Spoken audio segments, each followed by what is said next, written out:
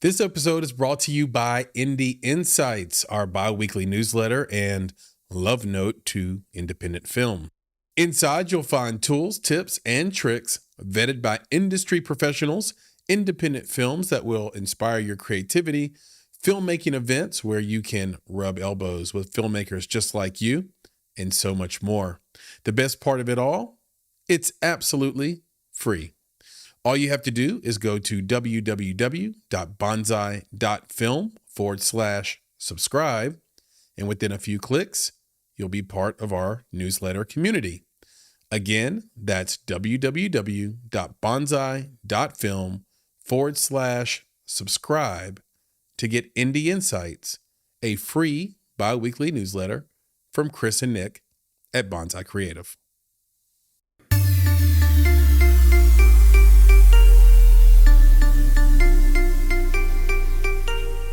You're listening to Make It, a podcast by Bonsai Creative that helps creatives in film get where they're going faster by sharing the advice, knowledge, and insights of professional creatives across the film industry. I'm your host, Chris Barkley, and with me today is my good friend and Make It podcast co-host, Nicholas Buggs.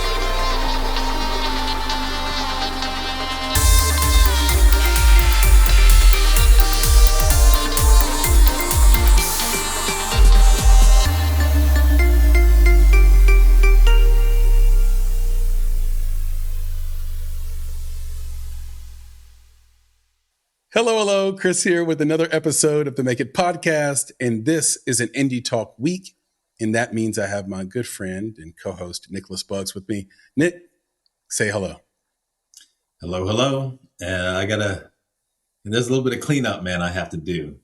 Okay. I'm sad that I have to do this. Do you need to step away from the camera? Do you need to go to the restroom? No, it's not like that.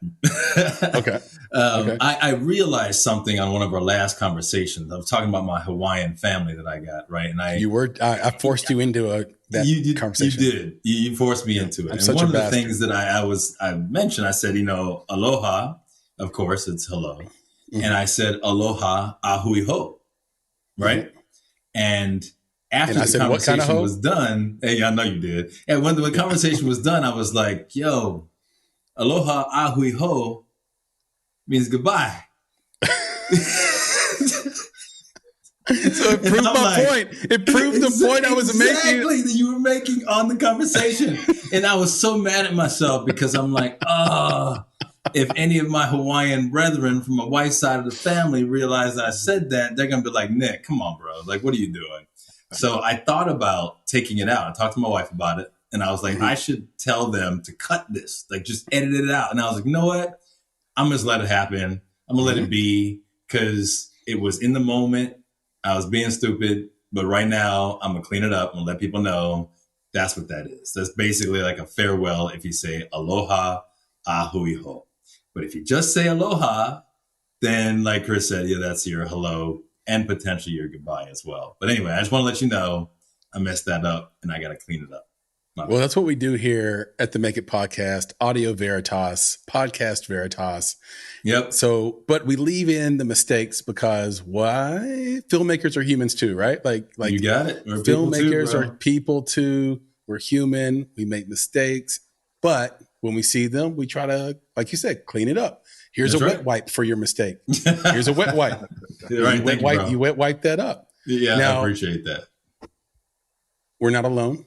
Again, no, and not. This has been the theme of 23 is just having incredible people that want to be a part of the podcast, want to be part of this filmmaker conversation that we're having, want to be part of the indie film community in a deeper way. And I can't tell you how excited I am about it every single week. I was actually mentioning that in the rundown before this is like, damn, we haven't done this in a long time. That's right. And I think the litmus test is that I missed it. Like I was on vacation. I took a 3-week vacation. So what a blessing. But that meant no talking on the mic, no talking on to guests or having any indie talk whatsoever. So I'm really happy and excited to welcome Chris Everett from the Southern Documentary Fund to this indie talk. Chris, welcome, man. Hey, how you guys doing? You're doing well, man. Doing really well. I'm drinking this like I'm almost done with it actually because it was the last bit of the bottle. It's called Han. Okay. We used to have a filmmaking friend named Susan Han, spelled the same way, HAHN. I think is like. There you go. And I'm always, tell me if you're like this, Chris. I'm always wary of wine that doesn't have a cork. You know what I mean? Like if it has a screw top, like it's a 40, like it's a 40, right, like it's a malt liquor, like it's an MD 2020. Yeah. I'm like, how good is it? I'm telling you, this drinks like Welch's grape. It's so fruity. So I just want to give them props for making an affordable, tasty little wine that I've enjoyed, but I'm at the end of it now. So yeah, to answer your question, Chris, I'm doing well. And we're excited to have you on. Can you tell, just to get the audience a little bit more, I guess, acclimated to you, can you tell us just your name, title, what we might know you for, what you're working on, a little bit about the Southern Documentary Fund as well? Gotcha. Well, I'm Chris Everett, Christopher Everett officially, but people can call me Chris. I'm the artistic director for the Southern Documentary Fund.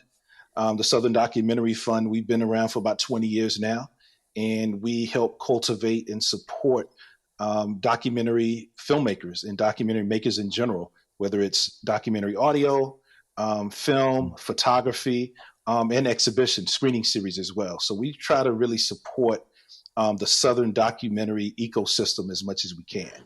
And so what I'm kind of known for is not really the Southern Documentary Fund. I'm a documentary filmmaker as well. And so I've done several documentary films over the years. What I'm really most known for is a film called Wilmington On Fire. Mm-hmm. It's a documentary about the 1898 Wilmington Massacre. And so that's really what people know me for, over the past few years. But Southern Documentary Fund actually supported my career early on. And so when I got the opportunity to be a part of the Southern Documentary Fund, I was thrilled to be a part of it because I know it did so much for me in my career living in the South. And so now I'm able to give back to those filmmakers as well. And you're in North Carolina, right? Yes, sir. So everyone talks about Black Wall Street. Mm-hmm. And it's funny how that just had a moment. Right. And I don't know exactly what was the catalyst to that moment. I don't know if it was something Dick Gregory was talking about before he passed away. I don't know if it was, something that came up in a podcast. I don't know if it came out of BLM, but everybody started to realize that during Reconstruction, Black people were thriving, but white people weren't having it in certain communities. Right. But I don't think people know what the Wilmington Fire is. This happened in 1898. Can you talk a little bit about what this is and why we haven't heard more about it? Well, the Wilmington Massacre of 1898, we've all heard about Tulsa. Yeah, right. John Singleton did a great movie back in 1997, Rosewood, that really elevated that story as well. And so the Wilmington story, really up until Wilmington On Fire, you rarely heard about it. It was really mostly a locally known thing in Wilmington. And also, I would say throughout North Carolina, but outside of North Carolina, a lot of people never heard of it. But what happened in 1898 in Wilmington was very, very weird because back then, Wilmington was really what the New South should have been after the Civil War, where you had white and Black people working together in this thing called fusion, of where they put some of their differences aside and say, you know what, we're going to work together to put our people into political office because we want some of the same things. We want better schools for our kids. We want jobs. We want to start businesses. And we also want to participate in this political arena. And so that's what they did. But you also had a white supremacist movement that was still there lingering from what happened during the Civil War, that loss of the Confederacy during the Civil War, that really wanted to revert things back in Wilmington. And so they plotted and they planned. And that's when the whole 1898 massacre happened, that it just didn't affect the city of Wilmington, but it affected the whole state of North Carolina because that event ushered in the Jim Crow movement throughout North Carolina, and also the rest of the South really took heed and really followed that blueprint of let's terrorize African Americans, let's strip them from their rights to vote and also participate in the political process to run for, council and all these other Congress political positions. And let's also strip them economically as well. And so the Wilmington Massacre was a very key part of American history, not just North Carolina history, but American history as well. And it's been hidden for so long. And I'm glad that we were able to really put it out there using a grassroots movement as well. Yeah, that's amazing, man. That's a story that, like you said, it's crazy that something that could have been a linchpin to Jim Crow, right, is something that isn't talked about as frequently as Jim Crow itself. Right. That's an amazing thing. And another point I forgot to mention that this was actually a coup d'etat. And, a coup d'etat is an actual overthrow of an existing government. So that's what I think that really kind of makes the Wilmington Massacre different from Tulsa and all these other events, is that they actually overthrew the government at the same time of, actually killing African Americans and actually exiling them from the city.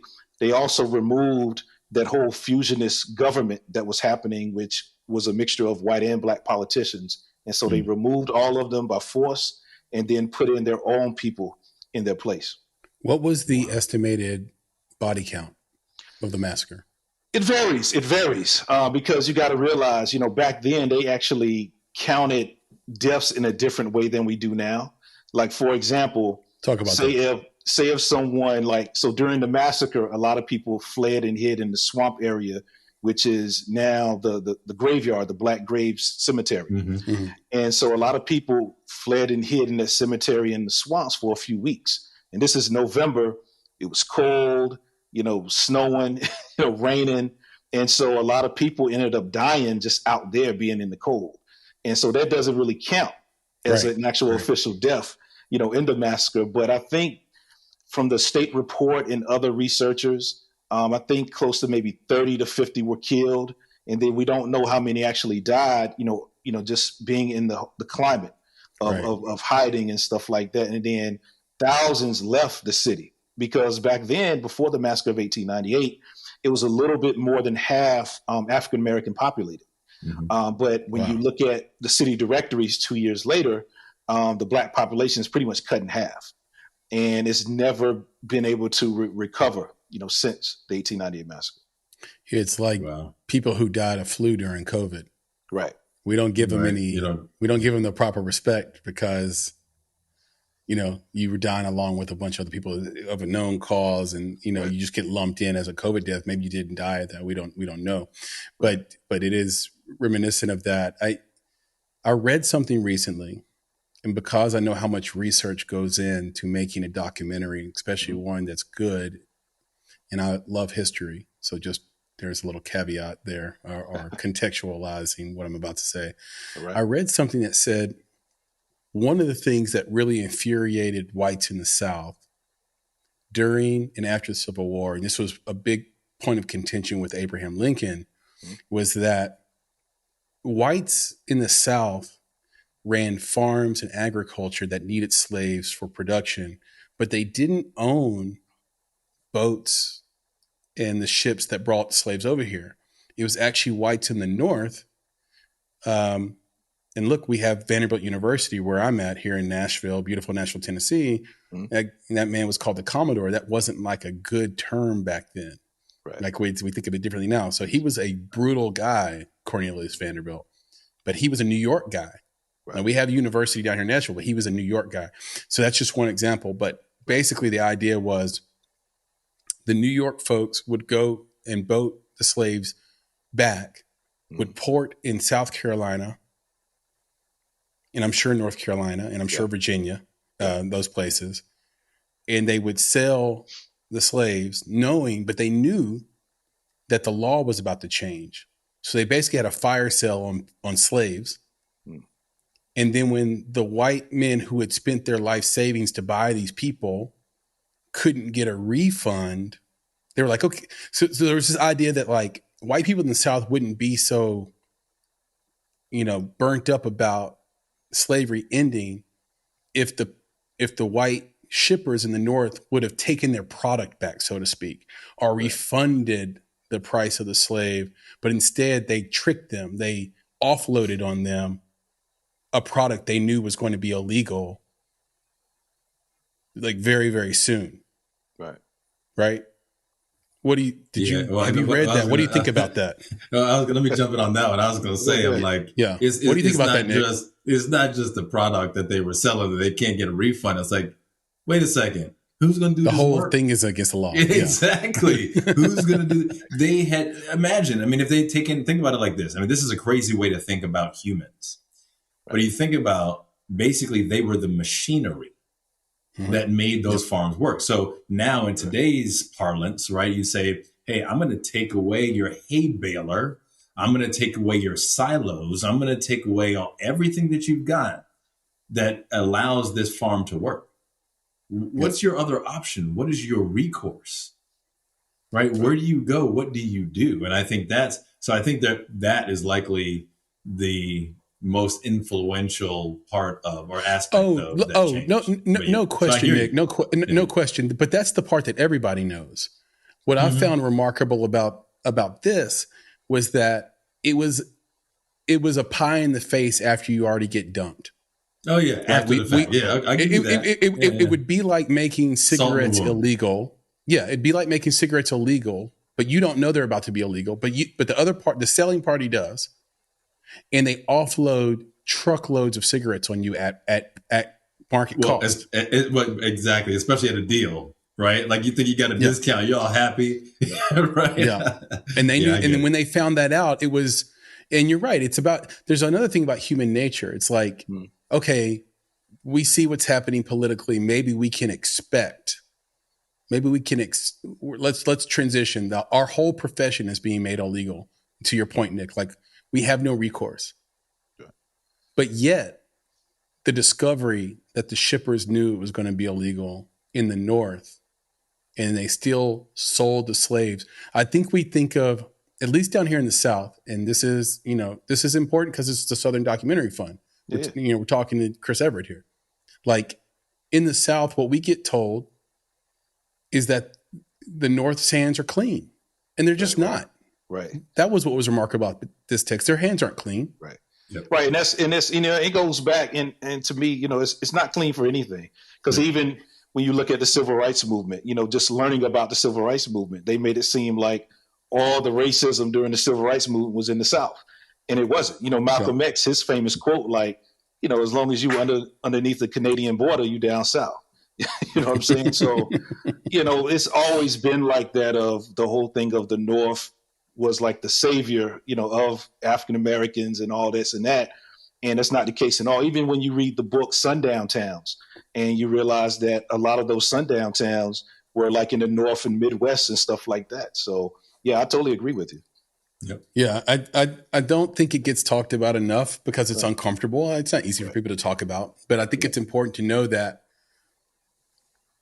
without those shippers running their own business, then slavery in the South isn't even possible, really, because those are just Southern farmers. A lot of those farmers were broke and poor and were working in the fields along with their slaves.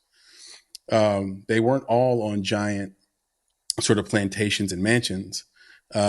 It was a United States group effort to enslave Black people. So below Canadian border, that's the way it was for sure. Okay. Yeah, so real quick, I just want to mention one thing though. So as we're on this topic, because we got so many things to talk about, let's just talk about real quick where we can see this film. Where is it? I think it was produced. Let's promote this thing. Exactly. And you're doing a part 2, right? Oh yeah. Well, you can see Wilmington on Fire right now. You can order it on Amazon. It's available on Amazon. Buy it or rent it. Definitely check that out now today. Buy it, please. Yeah, buy it. Check it out. Support it. Spread it out. Spread it. Spread the word about it. Let everybody know. Also, we're in post-production right now with Wilmington on Fire Chapter 2, which really looks at Wilmington today. And so we document Wilmington as it's going through, the year 2020 during the height of the pandemic. Things are locked down.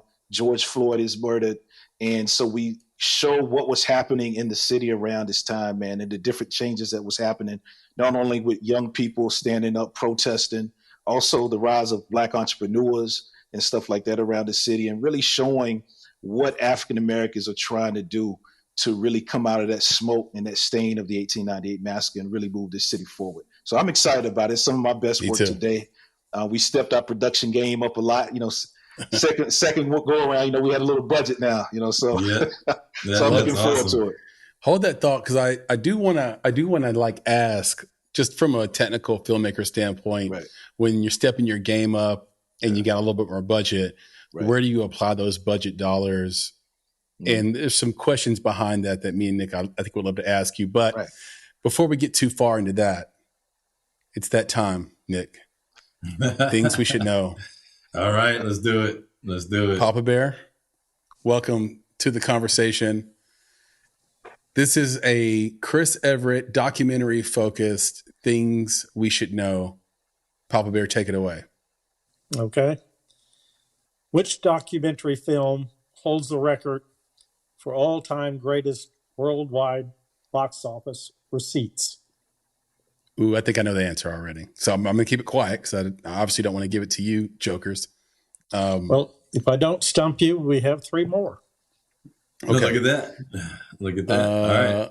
You know what's crazy is I think I know the answer, and but I don't know the name of the. No, I know it. I know it. Okay, I got mine. Do you guys think you have yours? I'm gonna work through it while we're having this conversation. I'm like, there's. All right, I feel confident. The more confident you feel on these, the harder you fall when you're wrong. Hey, that's been my experience with things we should know. Hey, Chris. How about this? I'm so confident in my answer, I want to give it right now. Okay, you ready? I'm going for Chris and Chris. I'm gonna give it to you right now. It's got to be Happy Feet, bro.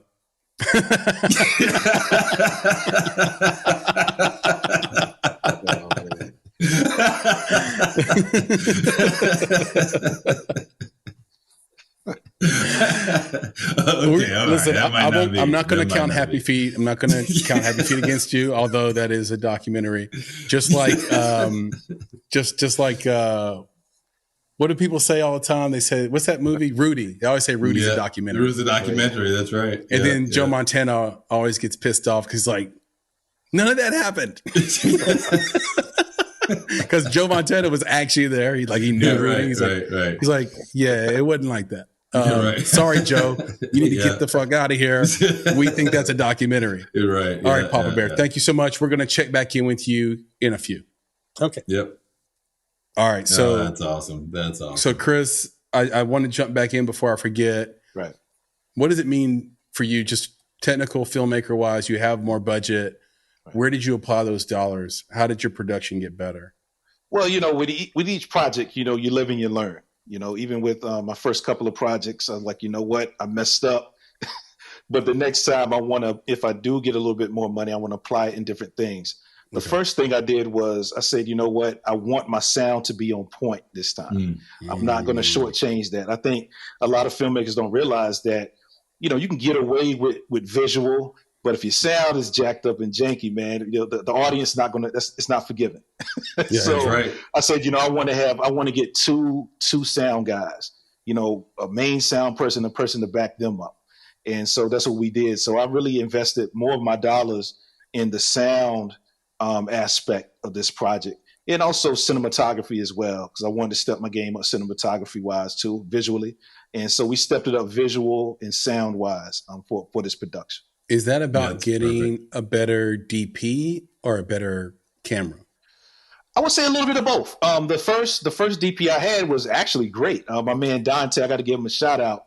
Isaiah Dante Lee. Mm-hmm. I met him, man, like right out of high school. He's pretty much like, I guess, LeBron James of cinematography because he's in Hollywood now, big time. He's big time Hollywood DP, man. So I knew it was going to be like a one and done situation. Like you had him for this moment. Yeah. Yep. And that was it, man. Because as soon as we finished the first Wilmington On Fire, man, he started getting booked up for a whole bunch of stuff in New York and LA. The rest is history.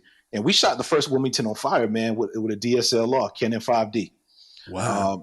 But he was just great, and I knew that he was talented. He was going to go places because he was doing such amazing things with just that little DSLR, and he made it look great. And so I said, you know what? I want to step it up just a little bit more. And so we got the Canon C300, great DP.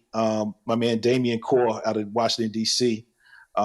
We've been wanting to work together anyway because him and Dante, they've worked together in the past. So I kind of got, kind of kept it in the family, so to speak.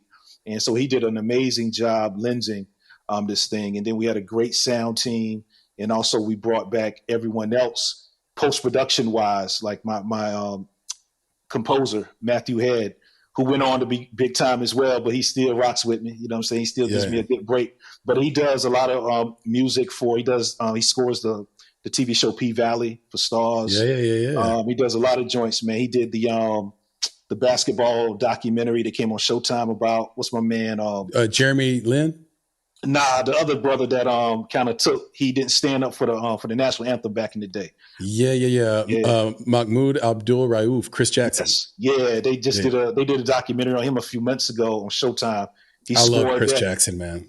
Yeah, he scored that project as well. And so he's scoring the new Wilmington on Fire film for me as well. So, just kind of stepping my game up visually and sound wise and just playing around with some things. We also are working on an official soundtrack as well for this. So we got some great local artists and some artists around North Carolina that are going to provide some music for this thing too. Because, when I try to do my documentaries, I want to do them like they're major motion pictures, because I grew up in that time, man, where the soundtrack a lot of times was better than the film, and so I've always been a sucker for a good soundtrack, man. I always listen to them when I'm in my car working out. And so I've always wanted to have like a nice soundtrack to even if I'm doing documentaries, I still want something for folks to take home and also listen to as well and still think about our film. Do you feel pressure to put Petey Pablo on the soundtrack? We might do that. I might do that. Might do that. Now, we had a soundtrack. We played around with it with the first Wilmington on Fire, and I sent you guys a copy of it. We just put it, we put something out, man, on SoundCloud. It was pretty decent, man. We had a lot of artists that want to contribute. Like I said, we ain't really have a budget. So, everyone kind of contributed, what they could for free. And it turned out pretty solid. But like I said, since we got our money up a little bit, we got a little budget, we're really trying to, pay folks and really put together a solid project. So. Yeah, but that's unique. Well, I know what you're thinking. To put that soundtrack, I'm just saying, you put that soundtrack on a documentary. That's not a thing that people think about, So to me, that is highly unique. And it is a way to bring in a different population into the documentary world. So I think that's genius. And I think that especially for documentaries, that highlight a specific culture, I think that's the way to get those folks to watch these things and understand the importance that it has on their culture. And has, honestly, to some degree, defined the culture. It's to a degree, defined the music that they're listening to. So I think it's awesome, man. And I hope that soundtrack blows things up for you and for the film itself. Oh, yeah, for sure. Because, even with Wilmington on Fire, when you watch it, we blend in some elements. So, Terrence Blanchard, the great jazz musician, he's also a great film composer. He composes a lot of Spike Lee's films. I've always been a huge fan of Spike Lee's soundtracks and scores, that jazzy type of feel. And so when I met Matt some years ago, I said, man, I really like Terrence Blanchard's style. I like what Spike did on When the Levees Broke, these other documentaries. That's the type of sound I want kind of throughout the film. Now, when we start the film, when you watch the opening title sequence, we have like a slamming hip hop track that kind of opens up, so I kind of got that concept to open it up with like a hip hop track that matches the theme of the story by one of my mentors, Pete Chapman. He did a great documentary years ago about the 761st Black Tank Battalion in World War II.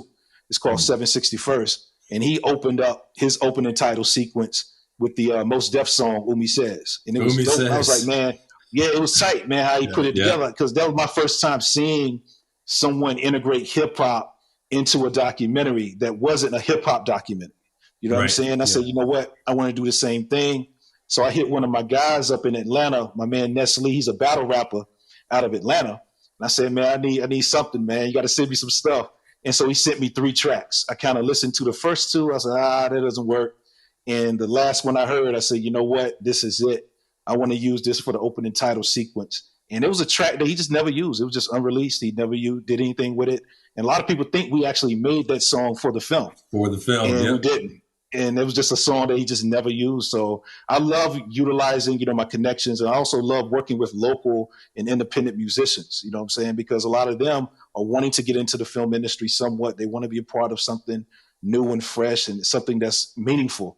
And so this is a way for me to do that, through my documentaries. Well, I love the fact Filmmakers want to that be you opened musicians, and Yep. musicians want to be filmmakers. Yep. with that. That's true. I guess that happens all the time. I believe it. Yep. I believe it. So, but opening with that, how man, are you is thinking? like, is go awesome. ahead, Nick. Sorry. No, I was going to say opening with that is awesome just because, especially for certain generations, they will listen to the jazz. But if you open with the jazz, they might think, well, this wasn't made for me. Right? This was made for another generation. Whereas folks of an older generation are willing to tolerate the hip hop, right? Even if they're not in it, because they understand that they're embarking upon a documentary that's going to educate them. So you're not going to alienate that generation by using hip hop, whereas you might push out some of the younger folks by introing with jazz. So again, I love the idea of it because it does open up a different population to the documentary work that you're doing. And we also close with a hip hop song as well, called "It's a Massacre." We put that together specifically for the film, and it knocks, man. It knocks hard, and it's really about the story of a young black boy, looking, through his eyes of the massacre and running. You know what I'm saying, and seeing what's happening, and it's very captivating. So you see the ending credits and all that stuff, and you hear this track. It was great, man. How we put this project together with very little money, from beginning to end. Awesome. Yeah, to your point, Nick, I think it's so smart because we have staff members that they won't watch a movie unless the main character wears a cape, or has like a magic wand in their hand, and it's like, oh, come on, how do we get you to watch this movie? It's so good, but gotta have a cape on, gotta have some tights on, gotta have a wand, and so just bringing the audience in first, and then letting them see, hey, this is going to be good, and then hit them with other things is smart. I am curious. I know, Nick, you're thinking about this too. Mm-hmm. What about marketing? How are you approaching marketing this film? How did you approach marketing the previous doc? Well, we did a great job with marketing. The first one I did. So when I first put this project together, I currently live in Wilmington, North Carolina now. I was living in Durham, North Carolina for about 5 years. Mm-hmm. But before that, I was living in Little Laurinburg, North Carolina, a small country town. It's about 40 minutes from Lumberton. People are familiar with Fayetteville, North Carolina. It's about 40 minutes from Fayetteville. Nothing to it. And so I had to figure out the internet. I was coming up to Wilmington on the weekends. Wilmington's about an hour and a half from Laurinburg. And so I was coming there. Me and Dante were going up there filming back and forth, going to different places, doing what we do. But I said, you know what? I got to start promoting this thing early. So I want to really bring people on this journey with me of creating this film, of doing the research. And so I started just doing a lot of, behind the scenes stuff, like a lot of BTS photos and building up my social media, and also doing stuff like this, getting on any and everybody's podcast I possibly could. Because I think this was around the time when Blog Talk was popular. Everyone was doing the Blog Talk radio on podcast. And so if you had a podcast, I wanted to be on it to talk about what we had going on. And eventually, people, you never know who's watching. And so while we were doing that and doing it and building our audience and we built up a lot of anticipation. And so people were always hitting me up, hey, when this thing coming out? We need it. And so I said, you know what? I still don't have the money to finish it, but I'm just going to do like I've seen a lot of hip hop artists and other musicians do. They'll go on the radio, promote a single and say, yeah, the album's coming out in a couple months. Then the album don't even come out. So I said, I'm going to do that too. I'm going to keep hyping up. I'm going to put out a new clip, couple of trailers, and and do like what I saw hip hop artists do, man. And we just kept hyping it up, and people would keep putting me on this show. And then eventually we got finished shooting everything.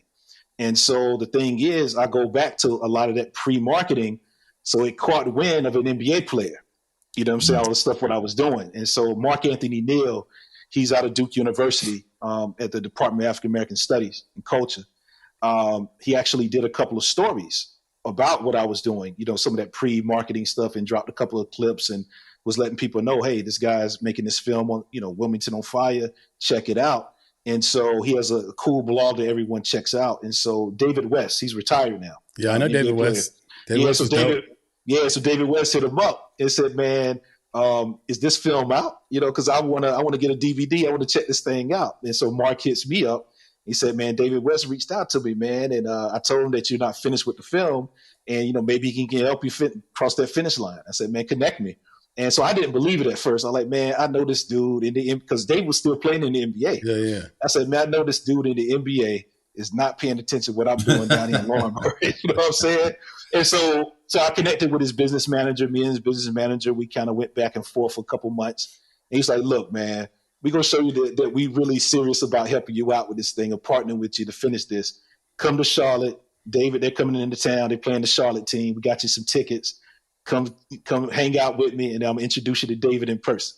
So I bet. So, man, it's like I go up to Charlotte, get me a hotel. Like, man, I cannot mess this up. This is my opportunity to get the finishing funds to do this. And I said, you know what? Let me relax. Let me just be myself. Yep. You know, I know what I'm doing. Everything is shot. We just need just an extra push for the finish line.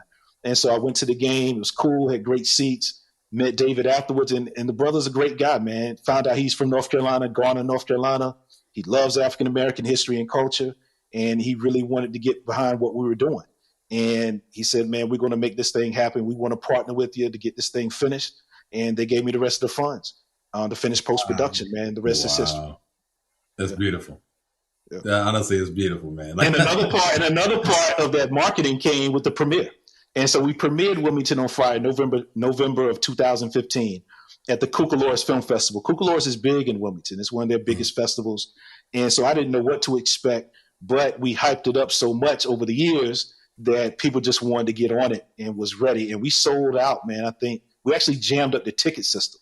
That's how many people want to get tickets, man. People were scalping tickets online. I had somebody come up to me, try to, cause people didn't know who I was, you know what I'm saying? Right, so I had somebody try to sell some tickets, man, to me, scalping them, man.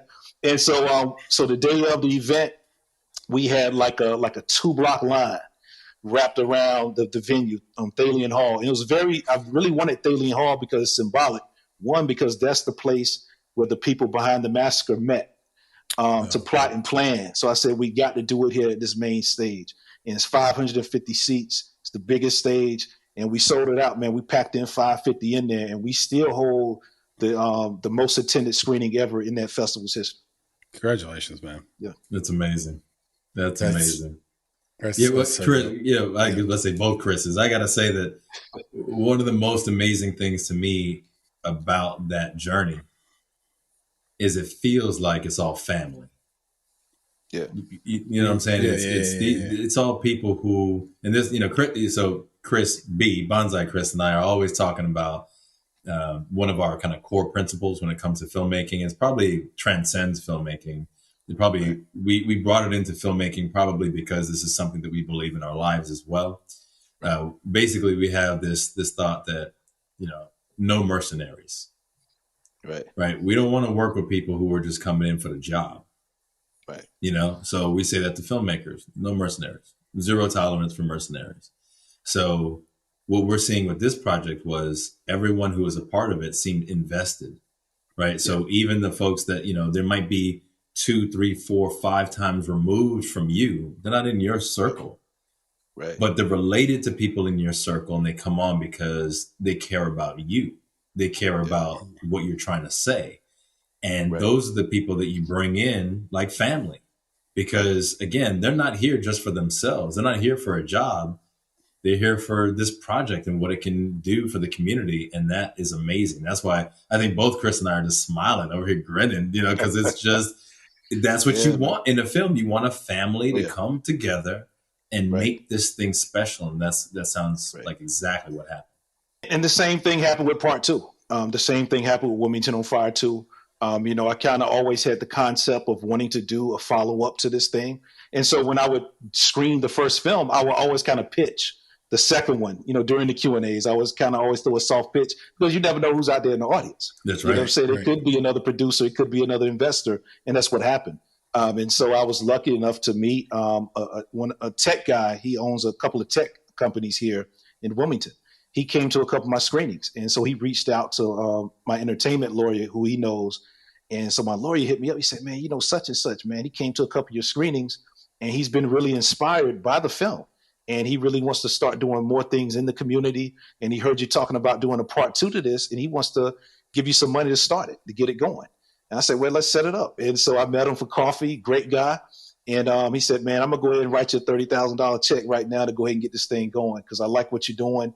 And I like the momentum that you built with the first one. The first film changed my life. And now it's made me want to do, better things in the community. I know the second one can do the same and continue that. And so I believe in it. And so that's how that happened. That's how I got the startup money to get that going. And then also when George Floyd was murdered and then we all were on lockdown, I started getting a lot of celebrity support. So like Hillary Burton Morgan, people remember the show One Tree Hill back in the day. They shot that here in Wilmington. And so Hillary was on that show. And so she hit me up. Somebody told her about Wilmington on Fire. And then she tagged me on social media on IG. I was like, man, what all these people follow me for? It's like 400 people started following me out of the blue. I was like, these bots or something? Then I scrolled down. I was like, man, why is Hillary Burton tagging me in something? And so I checked it out. And, she gave me a shout out. And so I hit her up in the DM, say, hey, thank you. I really appreciate that. And so she hit me back and we just kept going back and forth. And we had a phone call and she was like, hey, I like what you're doing. I heard you trying to do a part 2. I want to help support it. And so she put me on her IG Live thing just to talk about Wilmington on Fire. Had like 1 million views. And her husband, her husband is Jeffrey Dean Morgan, from The Walking Dead. Yeah. And so I was able to tap into her audience, the One Tree Hill audience, and to his audience, and so that just brought a whole bunch of followers that didn't even know about the first Wilmington on Fire. They wanted to check it out. And now there are a lot of them are, anticipating the second one as well. And then the other celebrity that really showed a lot of love and support is Peyton Reed, the director of the Ant-Man movies for Marvel. Wow. He actually contributed to one of my crowdfunding things for Wilmington on Fire too.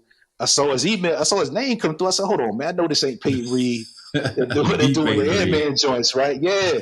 And I hit him up. He said, yeah, man, hey, it's me. And then I found out he was from Raleigh. He's from Raleigh, North Carolina as well, and went to UNC Chapel Hill. He's heard a lot about the story. Someone sent him the film. And he checked it out. He heard that I was doing a part 2. And he started following my social media. Because I saw that he had started following my Twitter page. I was like, why is Peyton Reed following me for? You know what I'm saying? Wow. And then, he contributed to the campaign, man. And we chat. We chat, man. He's been a huge inspiration to me. And he wants to be involved, man. So he's a producer on it.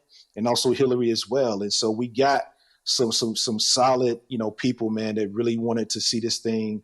Not just the first one come out, but the second one as well. So I don't know. I think it was luck to me. I think it was luck, but I was prepared for it as well. Yeah. And I'm not sure it's necessarily pure luck. Yeah. Because I think you put in a lot of work and those opportunities found you because you took action. Right. The thing that's incredible, and Nick, I think me and you can learn a lot from this, which is, we have a structure in how we market things, and, our core business is marketing for independent film. And, we have contracted social influencers, but to go out and find people who are from the hometown of the filmmaker, to find people who want to, 1 million views for $0. Yeah. Like that's free. Right. And she'll post, she posts the trailers. And the thing is, man, it looks like we're going to have a premiere this November. And see, all this is marketing. And so I said, I want to premiere it this November, because this November is the 125 years of the anniversary of the massacre. We got Hillary, we got Peyton, they ready to roll to marketing. And so we got a venue that's going to be 1,500 seats. And we'll probably sell it out as soon as tickets go on sale. The live community events are so important. Oh yeah. Because you make a great time for those 1,500 people, Chris, and they're going to tell 3 people each. Exactly. And it's just going to snowball from there. Like I'm really excited to see the launch and just how you pull it off and some of the strings you have to pull, some of the things that don't work. I'd love to make sure we have you back on after it comes out to talk about your experience through the path of just like launching this thing in the most optimal way possible for an indie documentary to launch. Yeah. And I've learned a lot. With the first one, I did pretty well because with the first one, like I said, I didn't know what was going to happen. So I actually enrolled back in college when I was about to put out the first one. I went to community college because I was like, man, this might not work out. And then once I saw we sold out at that festival, I convinced my grandparents, say, hey, can I borrow $1,000? Because I want to rent the same venue out, because there was a whole bunch of people that didn't get to see it.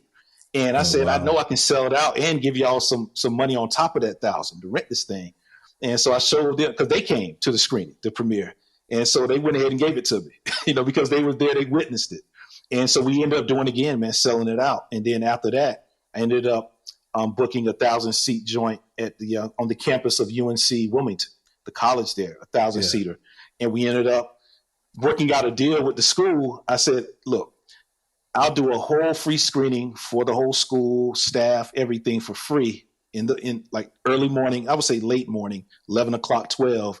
In return for me doing this for free for you guys, let me get Keenan Auditorium for free and let me keep the box. And they were cool with it. And so I signed that contract, and then, man, I didn't pay nothing. All I did was maybe pay a couple $100, some posters and flyers. We ended up putting in 800 people in there, $15 a ticket. And after that, and so that was like, man, I made about, and when I do like seminars, I'll show people the check stubs, you know what I'm saying, on the screen, on the PowerPoint. I want people to see that it's real. You know what I'm saying? A lot of people would tell you something, but I said, man, I'm going to show y'all the check stubs of what we got those first 2 screenings, you know, 8,000, 7,000 clear, you know. And so after that, I told my professors and them, the teachers at the community college, I said, hey, I got to quit because I can go back. I said, man, this is the most money I've ever made in like a month period ever in my life. Right. And I got more screenings coming up throughout North Carolina that's looking like they're going to sell out too.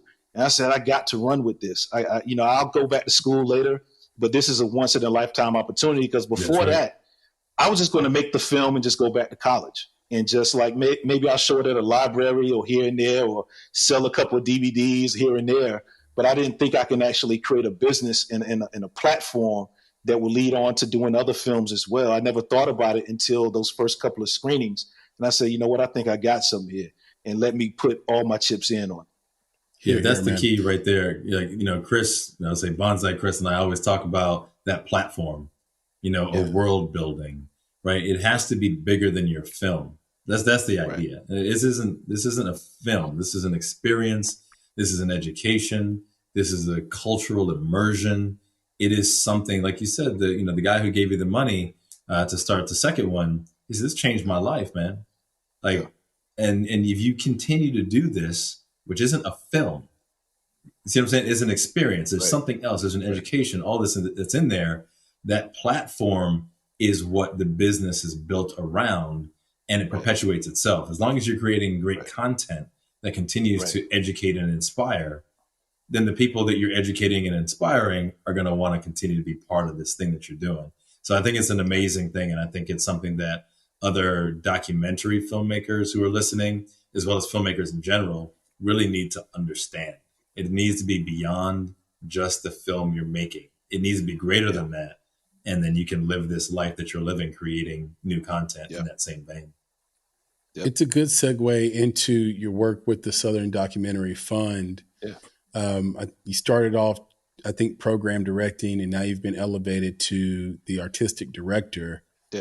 Can you just talk a little bit about how the program, how you got involved, first of all, while you were doing all this documentary work, like how you found the time to do it, and then how it helps filmmakers? Because I know that just even in my own journey into film, coming out of the profession I was in, there's a lot of people who should be on your side, but are kind of like passive aggressively mad that you stepped out of your lane.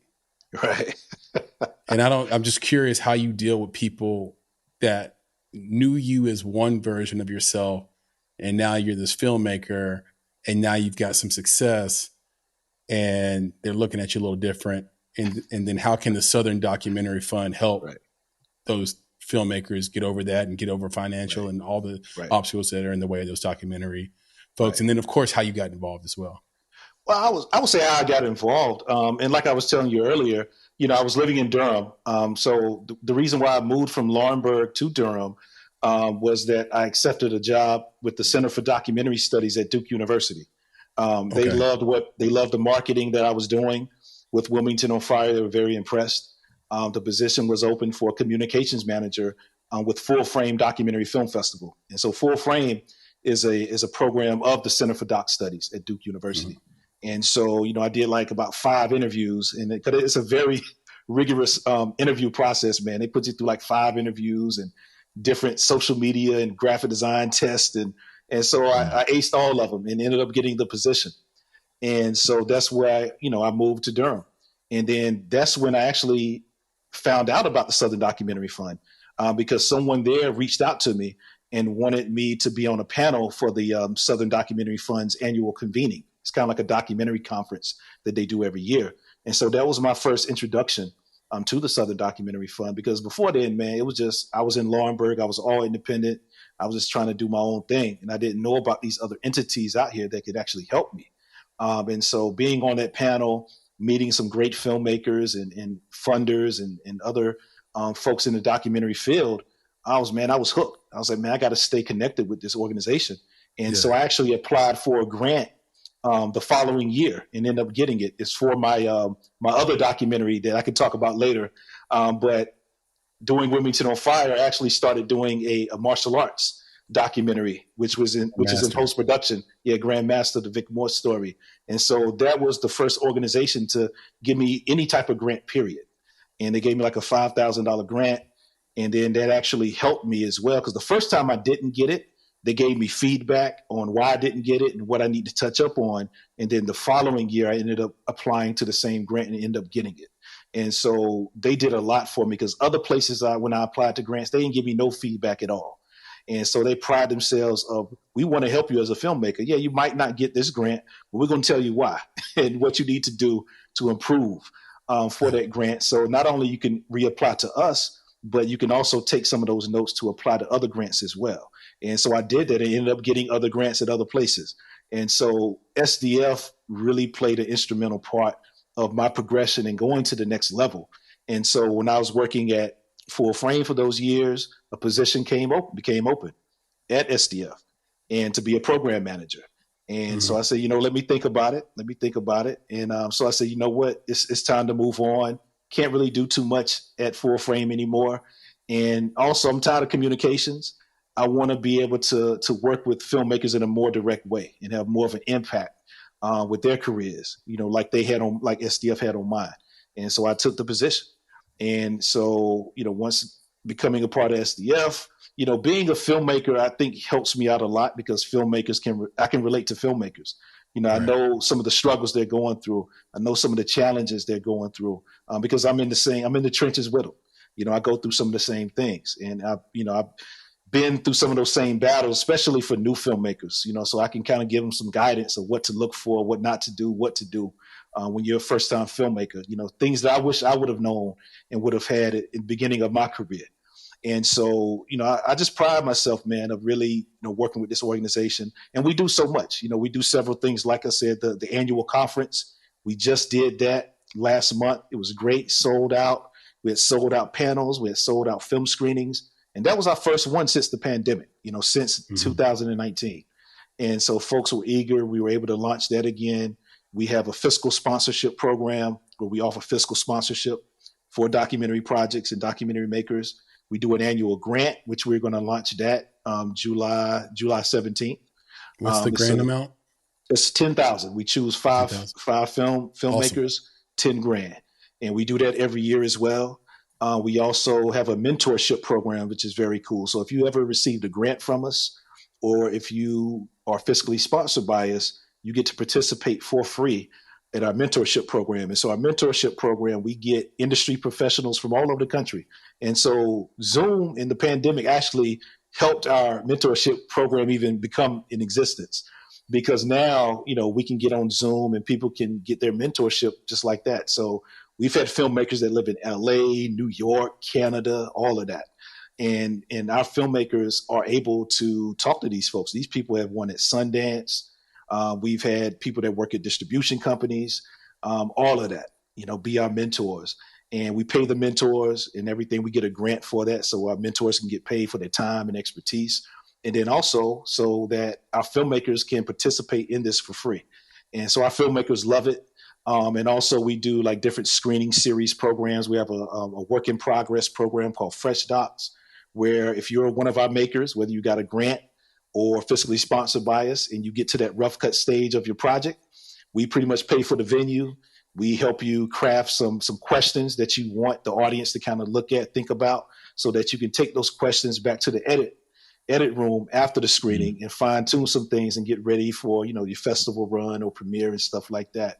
And so those are some of the things we do. And we also partner with other film festivals across the South as well to do different parties and documentary mixers and support Southern documentaries.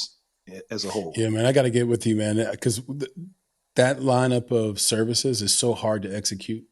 Yeah. Like, I know that people might be listening to this and feel like it's like just, the normal, just the everyday, hey, we're a fund, we're a nonprofit, we're a 501c3. This is what we do.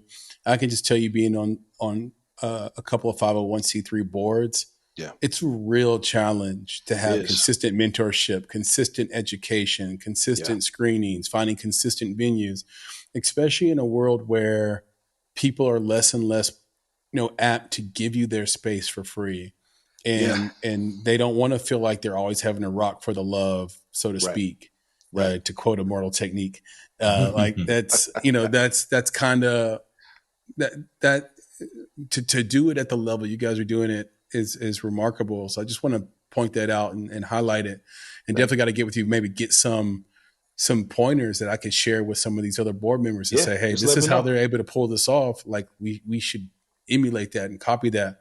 Are there any documentary filmmakers that you guys are working with that you're like, hey, he or she is coming up, like they're the next? It's a couple of projects that we pride ourselves in, man. We just had one, actually from our founder, Cynthia Hill. She started SDF 20 years ago, and so she still comes through us. She still lets us fiscally sponsor her project. So she has a project out right now. She's a legend. She does a lot of true crime documentaries. She has a documentary right now, HBO Max, just came out a couple weeks ago, called Burden of Proof, and check that out. And she also did the what's the young lady that was on Clueless back in the day, Brittany Murphy. She did that documentary for HBO as well. That was a good documentary. Yeah, she did that. I think that most people think that Brittany Murphy just OD'd, right? But there was a lot of backstory. Mob ties, everything, right? Yep. If I'm remembering correctly. I think so. But yeah, that was our founder. She did those docs. Also, we have another two filmmakers, D.L. Anderson and Matt Durning. They did a film called Stay Prayed Up. It's a great gospel documentary about a gospel group near Raleigh, North Carolina, called The Branchettes. And that film is available now. It's been screening all over the country. It's available on Amazon. I think it's on Tubi. It's also on PBS as well. Also, another documentary that we're definitely looking forward to, should be out maybe later this year or next year. You guys familiar with the hip hop group Little Brother with Knife Wonder, Fonte, and all them back in the day? No, Knife Wonder though. Yeah, well, so Little Brother they were a legendary hip hop group. Drake, he was influenced by him. Questlove, all of them. And Knife Wonder, he's like a big hip hop producer now. Yeah. But he was their main, beat maker then. And so we have a filmmaker that we actually sponsored that project. It's called May the Lord Watch, the Little Brother story. And so they're finishing that up now. And so we're very excited about that. And because they're a Durham group, Durham roots. And that's where we're kind of from as well. And so it's going to be cool to collaborate with them to really get that out. They have Questlove in it, a whole bunch of people in it as well. Who's doing the Jodeci documentary? Yeah. Who's doing the Jodeci documentary? Come on now. Be next, right? It's got to be next. You get everything. You get church, you get Devontae Swing. I'm down to do it. If we got the funding. Yeah. Okay. We need that story before it gets too far away. Yeah. I was going to say they went from church boys to freaking you. Yeah, no, they were still church boys when they're freaking you. One of the things I wanted to mention is that the Southern Documentary Fund supports projects that are in the South, but also about the South. Yeah. So that is an important factor here, because you could be out of LA, right? Right. But you're making something that celebrates or educates or inspires about the South. Right. And SDF will still support those projects as well. Right. And it's a case-by-case basis. Really, like I said, the reason why Cynthia started this thing 20 years ago, which really, I admire her for doing it because no one did it but her, was that back, 20, 30 years ago, to get the access to the resources, the access to the connections, you had to move to New York. You had to move to LA or the Bay Area where to do something in documentary. And she was like, you know what? Why can't we just stay here and build something here in the South? Because really a lot of the most interesting stories are in the South or based in the South anyway. You know what I'm saying? So why can't we just be here? Cost of living is cheaper. You have, it's great, decent weather. You got beach, you got mountains, you got city. You know what I'm saying? You got these great stories. Why can't we just have it here and build an ecosystem here? And so that's what it's all about, man. It's really not only just promoting these type of stories, but also having our filmmakers, stay here. You don't have to go to New York or LA. And also I've been trying to recruit people from New York and LA to come here. Right. What do you think about that's important? What do you think about creating a WGA South? We got one East and we got one West. And to be frank, WGA East is about New York. Right. It's not about the Southeast. Right. I was thinking about starting a WGA South. Actually, I was thinking about that a month ago. Because you got Atlanta. Georgia is very big, and then also North Carolina is not a slouch either. Because before Atlanta, a lot of stuff was made in North Carolina. We dropped the ball years ago with some things, but North Carolina is still a viable film industry hub. And so I think having North Carolina. Also, you got South Carolina in the mix, but especially Georgia. I'm surprised there isn't, a WGA East. South. Nick, we gotta get on that, Nick. We gotta think about how we're going to do that because the reality is with North Carolina in the South is the locations. Yeah. Like you can shoot anything down here. We have so many cool features and that play because it plays cost of living too. Like a bunch of different places. Yes, and cost of living for sure. Yep. Well, I can't speak about Nashville right now in cost of living. Yeah, that's a different story. It's getting pricey. Why? Because you keep attracting all those people from New York. Yep. So Chris Everett got to be careful. It's Chris Everett's fault. Yeah, it's Chris Everett's fault. Now we figured it out. Exactly. No, I read some article, Nick, that said the average rent here now is $23.68. Something like that. Yeah. It's happened like that in Wilmington too. It's crazy, right? And so they did a story earlier this year about how the film industry is kind of making an impact on the city of Wilmington, because the film industry is coming back. And so they have all these shows that are on TV and Netflix and all that. Then they throw in my joint in there saying that they have my picture up there. I'm like, come on, man. I'm an independent production. With Wilmington on Fire too, I'm not affecting the cost of living. I'm not the reason why apartments are going up, man. Man, Chris Everett can't walk down the streets. You know what I'm saying? They're like, come on, man. You made my rent go up. Part of it. Yeah, so they had me in there, man. I had the main cover image. I had like a BTS still of me directing the scene for Wilmington on Fire too. It was cool. It's good promotion, but yeah. What is it? Any publicity is good publicity, right? Not today, man. Yeah, I mean, maybe, but not. I read too many stories about randos, man. There's a lot of randos. Some people just see your picture, get the wrong idea, and do something crazy when you're on the street. Yeah. Listen, I said this way back in 2019 and 2020 when the pandemic started. I said my number one job is to avoid crazy because I think we're going to have like an uptick of crazy. And Nick, I don't think I was wrong. Yeah. I don't think I was wrong. I think my thesis is still correct. Right, and you've avoided it. I've avoided crazy, which is good. by like doubling down on and not like I'm not apologizing. I'm not apologizing for staying in my community. I'm not apologizing for keeping to I'm not TLC. I'm not chasing waterfalls. Like I'm good right here. I'm doing my thing right here unless I have to. I try to make a play, but you can't avoid all things. You got to go live your life. That's true. That's just the artist's way. Right. But I'm not taking I was on vacation, Chris, the last couple of weeks, and they had this bridge, and we were driving past it. Now, this bridge crosses the Danube River in Eastern Europe. This is a giant river. I think it's like the third biggest river in the world. You can fact check me on that, producer, Papa Bear, producer at least. The bridge is gigantic because if you've been to San Diego, they have a bridge that connects San Diego with Coronado. Yeah. And that's a very tall bridge, very scary bridge to drive over if you're not a bridge person. Mm-hmm. It was about as high as that bridge, and people were bungee jumping face first off of it. That's not my jam. No, sir. I don't do extra shit. No, sir. My mom used to make me promise 2 things. She said, "Don't leave the house with dirty drawers." That's an old black woman thing, first of all. Mm-hmm. And then she said, "And don't die dumb." Don't die stupid. She said, "Don't die stupid." And so I live with this sort of paranoia of like, am I about to do something? Right. Like, listen, I mean, I am not laughing. I'm not mocking. I am not happy about it. It breaks my heart, actually.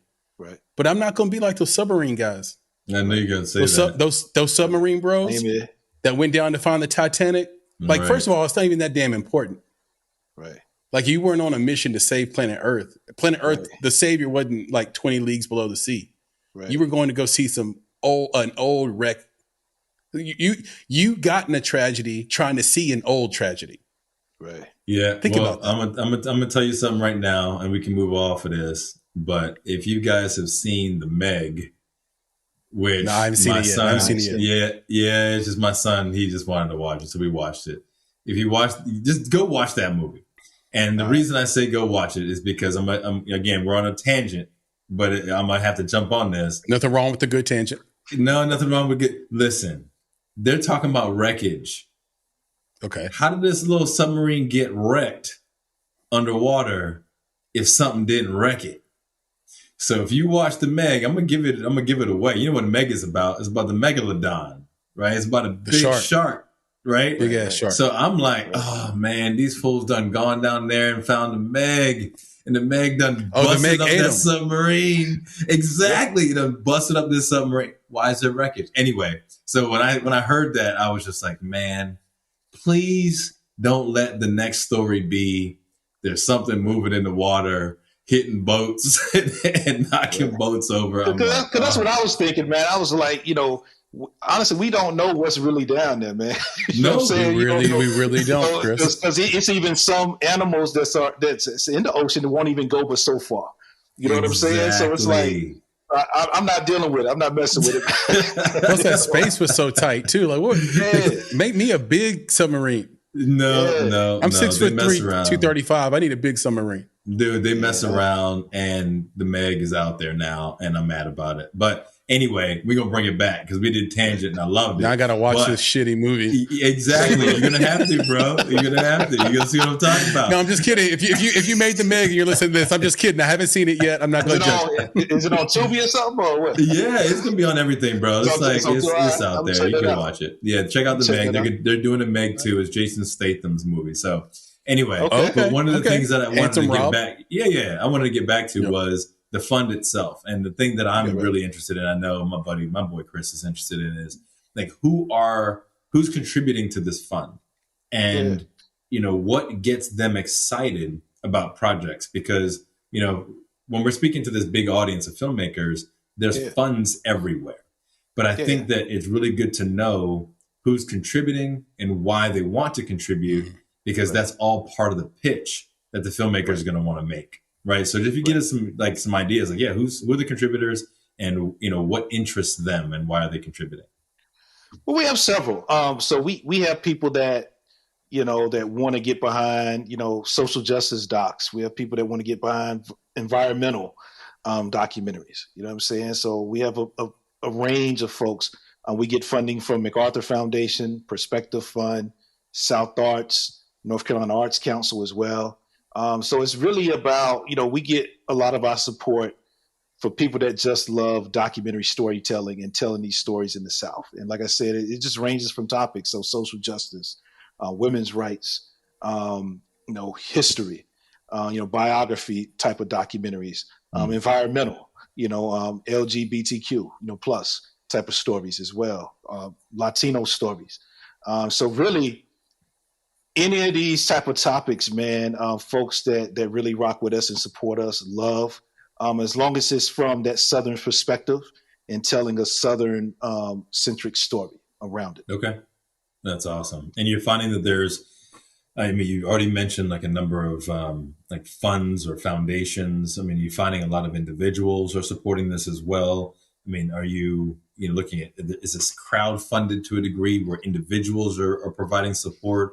Or are you looking at larger organizations and philanthropists who are offering funds, not just for individual projects that might be on the fiscal sponsorship side, but are just saying, no, we're going to contribute to the fund at large, and then give the fund the ability to then. School, I said, how does that kind of work? Yeah, and so we have a great relationship with MacArthur Foundation. They're the ones, yes, they do a lot for us. So they pretty much give us the funding to do the free mentorship program, and also to provide that yearly grant of $10,000. And so now we're actually going to be, I can't say the name of the organization. It's a huge foundation. And so I'm building a relationship with them right now. And so they're interested in actually putting an extra $10,000 on top of the $10,000 we already give out. So they want to kind of say, you know what, because the person that's over it, he's a filmmaker as well that works with this certain foundation. And we were talking, I said, man, we know how hard it is, man. $5,000 isn't really a lot. $10,000 isn't either. We'll take it. But to really, as a filmmaker, to really, make some damage, make some waves with your project, you need at least 20, you know what I'm saying, to do something. And so he said, you're right. Let's try to make that happen for you guys. And so it's looking like they want to give us an extra $10,000 to put on top of our $10,000 so we can award, 5 filmmakers with $20,000 and also provide them with mentorship as well. And so those are some of the things we're just continuing to try to do with some of my connections just in the film industry as much as I can. And like I said, I can really relate when I'm talking to these foundations. I can give them the ins and outs of SDF, the importance, because they helped me. And, so I'm a success story as well. And now I actually work for them as well. And also I'm a filmmaker too. And so I know some of these needs and wants and struggles of filmmakers. And all of our main struggle is funding, is how to get the money. You know what I'm saying? And so I always tell filmmakers, you apply to these grants, apply to ours, but you got to realize that it's very competitive. It's really competitive now because everyone got access to some type of camera, whether it's their cell phone or whatever. And then also you still have some of the heavyweights out here that have been in the game for years. They're competing for those same grants too. And so you're competing against some veterans, also with some folks like myself that's kind of like in the middle. And then you got other up and comers as well. And so it just makes it competitive. So you can't really rely on grants all the time. And so what's helped me a lot, and that I always try to coach some of our filmmakers on, is the power of crowdfunding. So that's what I've been doing. That's how I've actually funded a lot of my stuff because you don't only raise money, but you also build audience and awareness as well. And so we actually been trying to do a little bit more of that type of thing where we do workshops and webinars around crowdfunding. I try to give, some advice and I'm kind of like the de facto mentor as well. So if people need help with marketing or crowdfunding, they just set up a time to talk with me. We set up an hour to talk and go over some things. And, I try to help them out with campaigns as well. We also support their campaigns too. And so if you're fiscally sponsored by us and you are launching a campaign, we'll push it out there, and a lot of times I'll contribute a few dollars myself, because I like supporting just as a filmmaker, you know what I'm saying? And so we try to help push those campaigns as much as we can. And also other grant opportunities, everyone can apply to our grant. And so there are a whole bunch of other grant opportunities out there that we try to push on social media. We also have a resource page on our website that we constantly update with different fellowships, grant opportunities, and stuff like that as well. So we try to be a big resource for filmmakers, especially if they're in the South. Do you have a go-to platform for crowdfunding? To me, I first started, it was Kickstarter for me years ago, but now I kind of fell in love with Seed and Spark. I like Seed and Spark because you really have to be on point with your campaign. Like with other platforms, you can just put it up and launch it. Seed and Spark, you can't even launch it. They have to go through it. They have to make sure your pitch video is on point.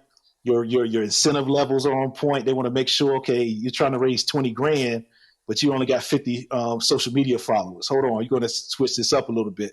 And also like it that if you raise at least 80% of your goal, you get to keep it because they feel like, okay, if you raise 80%, you could do something with that.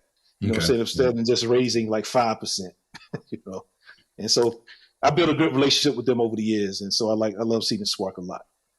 Okay. Yeah, they've been very influential behind the scenes in the presentation space to sort of arts and business councils, film festivals, Yep. Other types of funds. Their founder, she used to be on Twitter all the time, and I think we used to comment back and forth, but I haven't seen her online in a minute. So she might have just quit Twitter a year or two ago or whatever. I'm not sure. Yeah. I haven't heard from her in a long time, but shout out to Seed and Spark. And that's really good to know, because I think basically each one of these crowdfunding sources kind of finds their lane. Right. So Kickstarter seems to be where, if you're an inventor or you have a piece of tech, that's probably your best bet. If you're a filmmaker, Seed and Spark. If you have an illness, GoFundMe. Or if it's a health-related issue or a family-related issue, something personal to you, it feels like you wouldn't get on Kickstarter for that. You'd get on GoFundMe, right? Like, or if it's you all want, crowd. It's 50 all bottles crowdsourcing. of Hennessy for your 50th birthday. Yeah, or what? Yeah, something like that. That's very personal, Nick. That's very personal. I saw that. You know what's crazy? I'm dead serious. I'm dead serious. I saw that. I know that you had to really see that to bring that up. Right. But I'll tell you the truth about that. I've been to all kinds of parties. I went to a party that had the Everclear punch, where it tastes like high C, but you're really drinking something that's make it in a bathtub. 50. Yeah, it's like 150 proof. It put you, make you sideways. I have never been more sick than when I was drinking Hennessy and orange juice at a party. And I was on, I was influenced by Pac. I'll admit it. I was influenced by Pac, and I thought, okay, I'm going to drink Hennessy and juice too. I'm going to drink Alizé. And I just kept drinking it, man. I'm telling you, I remember my boy Rossi walked in. We were at this like 2-story hotel room where we were throwing a party for our singing group at the time. And I was hugging the toilet, man. I was under the toilet. Man. He came in to fuck with me, as best friends do. So he came in to do something terrible to me. Right. And I remember looking up at him. I looked up at him like a wounded lamb. And I had my hand up, like I said, if you ever loved me, I swear to God. So I said, if you ever love me, you'll walk back out that door and close it and just let me lay here, bro. Just let me lay here. And he looked at me and walked backwards and closed the door, and nobody messed with me. I woke up a few hours later and nothing was drawn on my face. My shoe wasn't missing. Right. I didn't have one sock dipped in mustard. Like nothing weird happened. Chris, now you got to think about it, man. We got to make a track. We got to make a song just called Let Me Lay Here. Just let me lay. Now you guys got me thinking, man. I was in LA some years ago. I was out there for a convention, and I was like, man, I met up with a friend out there. We went to some bar spot. It was cool.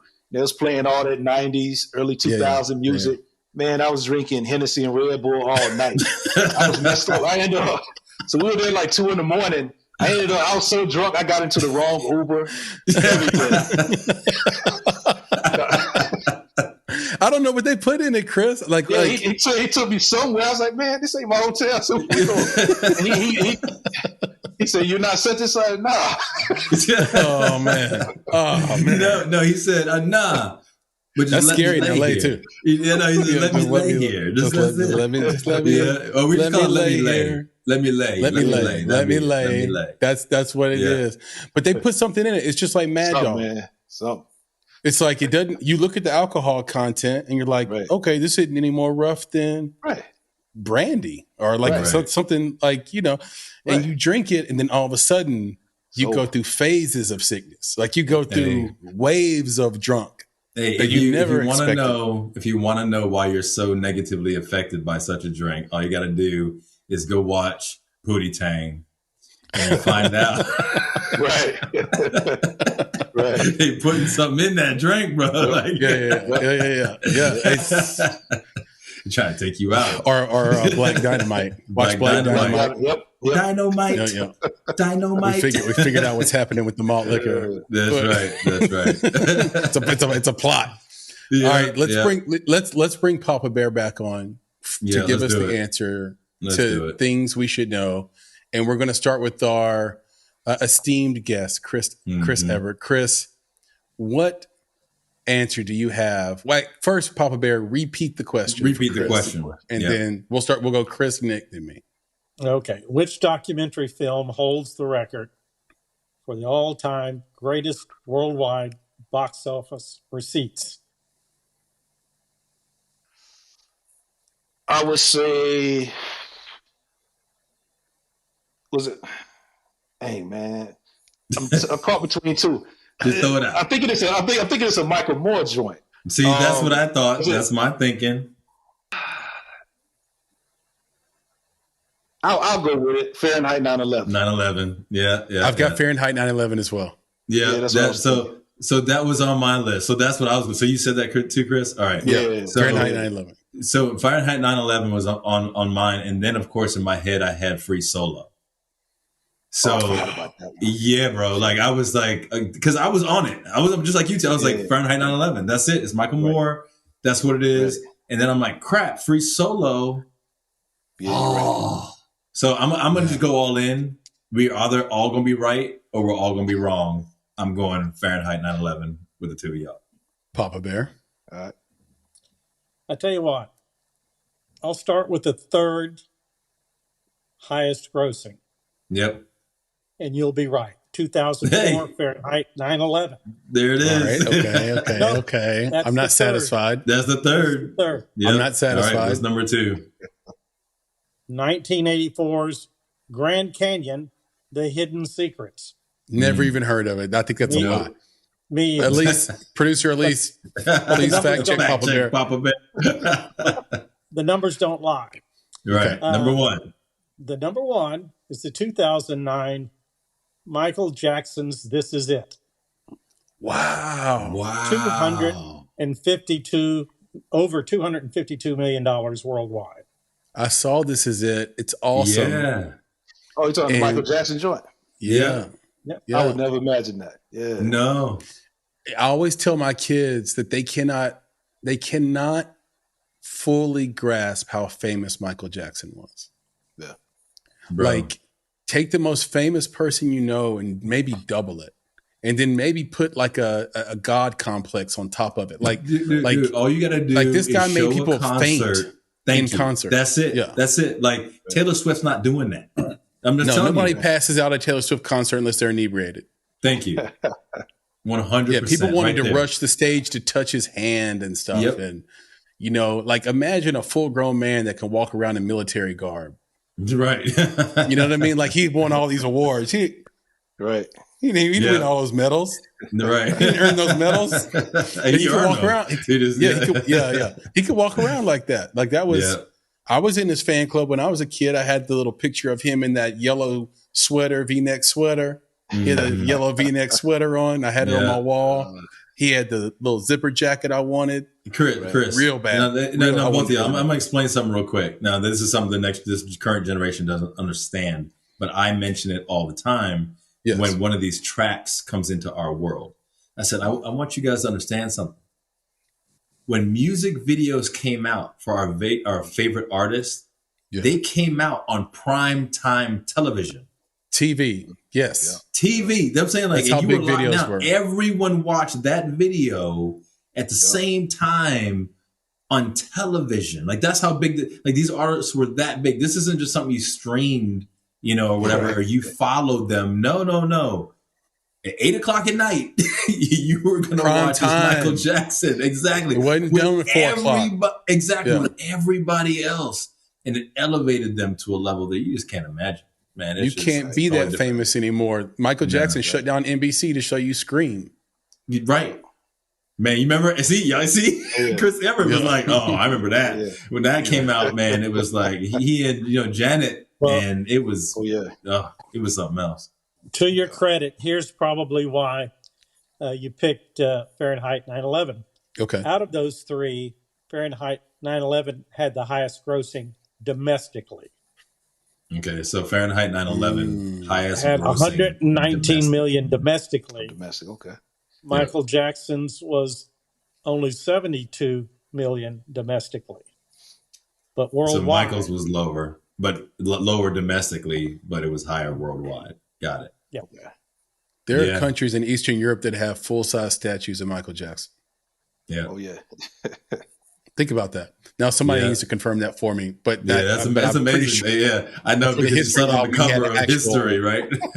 That was He has I think he really does. But he was so famous outside of the U.S. Oh yeah. And I've said this before, but I highly recommend Will Smith's memoir, his book, that recently came out. If you haven't read it recently, because he talks about how he got to be so famous. It wasn't about his domestic film work only. It was about the fact that when his films would premiere internationally, he was one of the stars that didn't complain about doing the press junket and flying and promoting the film. And he would go further and actually learn at least one sentence in that language that he could say on their local TV show. Right. So those people began to relate to him quite a bit because he would show up there and not act like he was too good for it. Right. Like he would invest in that community, promote that film, make sure the film popped off in that country the right way. And all of a sudden he became the Will Smith we know now. Yeah. Everybody's hero. Yeah. Everybody's hero. Exactly. Papa Bear, thank you so much. This was a very, very fun one. Great job per usual. And Chris, thank you so much for hopping on and joining us. Is there anything you want to share with our audience? Any words of advice, words of wisdom? Is there any notes of encouragement? Anything you want to promote about the Southern Documentary Fund? It's your world. Go for it. Oh yeah, just that, if you want to tell stories, you want to do documentaries, just do them. You're going to learn by doing it. Don't keep procrastinating, because it took me a while. I dealt with that. I think I came up with the concept of Wilmington on Fire, and it took me like 3 years to actually just do it. And so just do it. It's not going to be perfect. You got to realize even some of the top filmmakers ever of all time, even like Spike Lee, he says that, man, I can't even watch some of my first couple of films because I see the mistakes and I feel like they're so bad. But some of those films are like legendary, in our eyes. And so you got to remember that even some of the greats that's ever done it, they even make mistakes on films. And so you're always going to make mistakes. So just learn how to adjust, learn how to correct those mistakes, and just get better with each film. You know what I'm saying? And also Southern Documentary Fund, if filmmakers are out there that are based in the South or have strong ties to the South, hit us up. Go to southerndocumentaryfund.org. If you're interested, you got a project, hit us up. And we can see if we can fiscally sponsor you or do something or help you out in some form or fashion. We also have our grants. Our annual grants are launching July 17th as well. And so be on the lookout for that too. And then also Wilmington on Fire 2. We hope to premiere this November in Wilmington. So I'll definitely keep you guys in the loop about that. And also we're in post-production with my martial arts documentary, Grandmaster, the Vic Moore story as well. We're trying to have that ready for next spring. And so be on the lookout for that. Grandmaster Moore, 4-time world karate champion, from pretty much the heyday of martial arts, especially sport karate in the 1960s. He was a champion during the early years of that sport. He's fought people like Chuck Norris. He's kind of famous and known for the infamous speed competition against Bruce Lee back in the day. And also training a chimp how to do karate as well. So there's kind of like the three things he's kind of known for. And so we document, his whole history and also how he's working with these two young up-and-coming martial artists as well to pass this knowledge of karate down to this next generation of martial artists. So I'm excited about it. It's very different from Wilmington on Fire, but it's still an important piece of our history and our culture that's not really talked about. And so those are the films that I like to do and tell, not only stories about the South, but just about Black history and culture in general that's not talked about in the mainstream. So definitely look out for all those projects coming soon. That's awesome, man. That's like, there's so much there. There's so much there to work with. But I know that my buddy Chris here, Chris B, will let me, put this offer out there because, you said mistakes, and we have a series called Mistakes in the Making, and we would love for you to come back and do a mistake in the making with us. And it's, pretty simple. We give you the mic and you talk about a mistake that you've made that has really, potentially changed the way that you look at filmmaking, right? It is now turned into a lesson learned. And, that is basically what we're all about. And, we We can talk about the successes all day, but if we do that, we'll just be like everybody else, and that's not our goal. We don't want to be like everybody else. We really want to talk about the reality behind filmmaking. And as Chris mentioned, filmmakers are people too. We make mistakes. This is what happens in life. And if we can provide those mistakes and tell people how we grew from them and then turned into things that have become successes for us, to me, that's where we're doing the right thing for the community that we're a part of. So we'd love to have you back on, man. Let's make it happen. Just let me know when, and I'll do it. Yes, sir. This has been an absolute blast. Guys, don't forget to go out and support Wilmington On Fire, the first edition. You can go watch that on Amazon Prime. You can rent it or you can buy it. Put your money where your mouth is. Support independent filmmakers and independent film. We think you're going to love it. And if you loved listening to Chris's perspectives on this conversation, you're going to get that in his filmmaking and the films coming up. So look out for that. If you would like to reach out to me, you can find me on Twitter at Flame in Your Heart, or you can just search at this point for Chris Barkley and I'll come right up. If you want to reach out to Nick and complain to him, make fun of him for his mistakes about the Hawaiian people, or just tell him how great he is, you can actually email him. He's a brave soul. You can email him at Nick, N-I-C-K, at bonsai.film. And if you want to know more about what we do with independent filmmakers in the branding and marketing space and in the independent media space, I'll try that again. That's the independent media space. Let me say it. Let me enunciate here. That's easy. That's just www.bonsai.film. Some quick housekeeping. The Danube River is the second longest river in Europe, but it is the 23rd longest in the world. So I was way off on the biggest in the world, but kind of close in Europe. Anyway, it's not a river I'm jumping into. That's the point. I'm not doing it. You're not gonna die. I'm not bungee jumping into the Danube River. The thing could be the size of a puddle. I'm not jumping into it. So anyway, anyway, got to thank you, Chris, for joining us on this Indie Talk. But we know we're going to talk again soon. And with that, Nick, can you please leave us with the credo? Yep, of course. For our filmmaking friends, family, and followers out there, we always say, be better, be creative, be engaged. And thank you for listening. Fellas, talk to you soon. Yes, sir. All right, guys. Peace. Take it easy. Peace. Be good. Bye. You've been listening to the Make It podcast. For more information about this episode, please visit our website at www.bonsai.film. If you haven't already, you can subscribe to our podcast on YouTube, Spotify, or Apple Podcasts by searching for Make It Bonsai Creative, and the show will pop right up. You can also follow us on Instagram, Twitter, and TikTok at _Bonsai Creative, and on Facebook and LinkedIn by searching for Make It Bonsai Creative. In addition, you can provide feedback to us via email at contact@bonsai.film. You now have the opportunity to support the production of this podcast. If you love Make It and are a true fan of what we are trying to accomplish in the indie film community, please consider supporting our Patreon page. We spend a combined 35 hours a week producing each episode.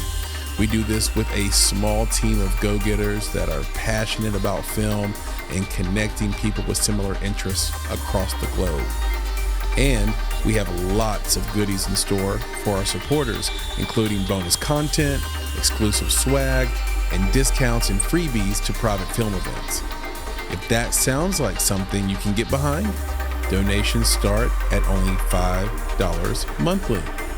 And of course, if you're looking to take a big step toward your film's financial success, go to www.bonsai.film and click on Services to explore our unrivaled approach to film marketing. You have everything to gain. Until next time, be better, be creative, be engaged, and thank you for listening.